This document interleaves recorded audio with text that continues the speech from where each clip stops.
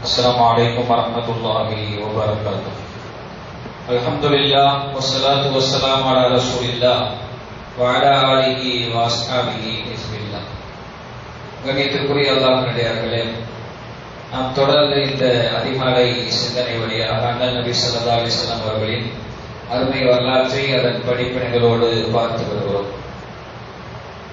நாம் சமீபமாக நபிகள் நாயகம் ஸல்லல்லாஹு அலைஹி வஸல்லம் அவர்கள் தன்னுடைய ஆருயிர் மனைவி ஹதீஜா ரலியல்லாஹு அன்ஹா அவர்களோடு 25 ஆண்டு கால வாழ்க்கை வாழ்ந்ததற்கு பின்னால், அவர்களின் வஃபாத்துக்கு பின்னால் நபிகள் நாயகம் ஸல்லல்லாஹு அலைஹி வஸல்லம் அவர்கள் செய்த திருமணங்கள் சம்பந்தமாக நாம் பார்க்கிறோம். நபிகள் நாயகம் ஸல்லல்லாஹு அலைஹி வஸல்லம் அவர்கள் 50 வயதாக ஆனபோது ஹதீஜா ரலியல்லாஹு அன்ஹா அவர்களை இழந்தார்கள். அதற்கு பின்னால் 55 வயது மதிக்கத்தக்க சௌதா ரலியல்லாஹு அன்ஹா என்கிற விதவையை நபிகள் நாயகம் ஸல்லல்லாஹு அலைஹி வஸல்லம் அவர்கள் திருமணம் செய்தார்கள். அவர்களுடைய சிறப்பியல்புகளை நாம் பார்த்து வருகிறோம். தொடர்ந்து புகாரி சஹீஹுல் புகாரிலே ஒரு ஹதீஸ் பதிவு செய்யப்பட்டிருக்கிறது. அன்ன சௌதா பின்த் ஸம்ஆ வஹபத் யௌமஹா வ லைலதஹா லி ஆயிஷா ரலியல்லாஹு அன்ஹா زوج النبي صلى الله عليه وسلم تبتغي بذلك رضا رسول الله صلى الله عليه وسلم. நாயகம் ஸல்லல்லாஹு அலைஹி வஸல்லம் அவர்களுடைய மனைவியாகிய சௌதா ரலியல்லாஹு அன்ஹா அவர்கள் வயதானவர், உடல் பெருத்தவர். அதனால் அவர்கள் அவ்வளவாக தாம்பத்திய வாழ்க்கையிலே 50 வயது கடந்து விட்டால் அவ்வளவாக தாம்பத்திய வாழ்க்கையில் பெண்களுக்கு ஈடுபாடு இருக்காது. அதனால் சௌதா ரலியல்லாஹு அன்ஹா அவர்கள் என்ன செய்தார்கள் என்றால், தன்னுடைய நாயகம் ஸல்லல்லாஹு அலைஹி வஸல்லம் அவர்கள் பொதுவாக ஒவ்வொரு மனைவிக்கும் ஒரு நாள் ஒதுக்கி நாயகம் ஸல்லல்லாஹு அலைஹி வஸல்லம் அவர்கள் அப்படி ஒரு தொடர்ந்து அப்படி நாயகம் ஸல்லல்லாஹு அலைஹி வஸல்லம் அவர்கள் சென்று கொண்டிருப்பார்கள். யாருக்கும் பாராபட்சம் பார்க்க மாட்டார்கள் பெருமானார் ஸல்லல்லாஹு அலைஹி வஸல்லம் அவர்கள்.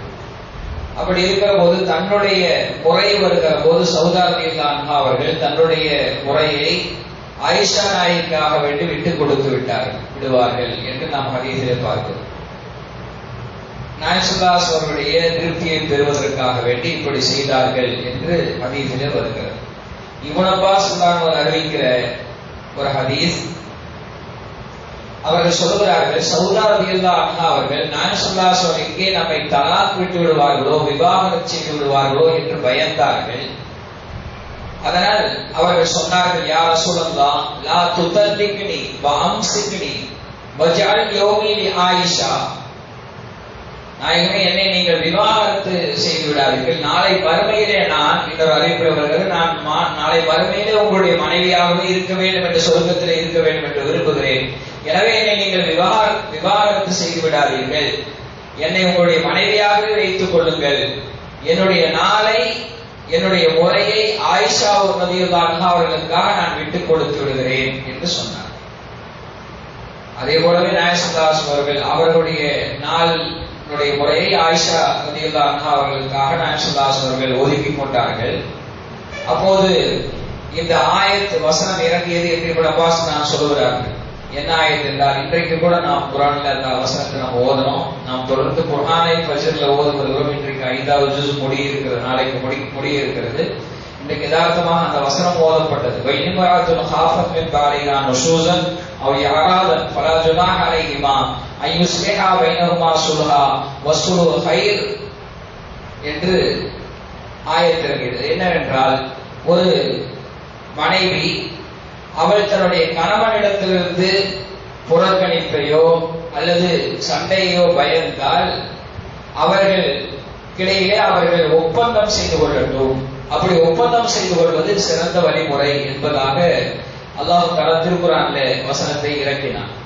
இந்த வசனம் சௌதா ரலியல்லாஹு அன்ஹா அவர்கள் விஷயமாகத்தான், அதாவது கணவன் மனைவிக்குரிய சண்டை, பிணக்கு, பிரச்சனை வருகிற போது அந்த இருவரும் பேசி சமாதானமாக ஒரு விஷயத்தை முடிவு செய்து கொள்ளட்டும். அப்படி சமாதானமாக முடிவெடுப்பது சிறந்தது என்பதாக அல்லாஹ் சொல்கிறார். மரியாதைக்குரியவர்களே, சௌதா ரலியல்லாஹு அன்ஹா அவர்கள் நாயகம் ஸல்லல்லாஹு அலைஹி வஸல்லம் மனைவிமார்கள் எல்லாம் உமர் ரலியல்லாஹு காலத்திலே ஹஜ்ஜுக்காக புறப்பட்டு சென்றார். ஹஜ்ஜுக்கு புறப்பட்டு சென்றார்கள். ஆனால் சௌதா ரலியல்லாஹு அன்ஹா அவர்கள் மாத்திரம் ஹஜ்ஜுக்காக செல்லவில்லை. அவங்கள்ட்ட நீங்க ஏன் ஹஜ் செய்ய வரல என்று கேட்டபோது அவர்கள் சொன்னார்கள், கது ஹஜ்ஜஜ்து அக்பர்து மா ரசூலில்லாஹி ஸல்லல்லாஹு அலைஹி வஸல்லம், நான் நாயகம் ஸல்லல்லாஹு அலைஹி வஸல்லமோடு ஹஜ் செய்து விட்டேன், அவர்களோடு நான் உம்ராவும் செய்து விட்டேன்.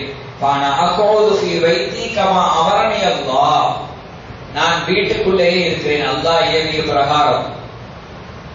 வகர்ன ஃபீ புயூதிகுன்ன என்று அல்லாஹ் சொல்றான், அந்த பெண்கள் அவங்க வீட்டிலேயே தங்கி இருக்கட்டும் என்று. வலா தபர்ருஜுல் ஜாஹிலியா, அவர்கள் வெளியிலே அறியாமை காலத்திலே சுற்றித் திரிந்ததை போல சுற்றித் திரிய வேண்டாம் என்று அல்லாஹ் சொன்னான்.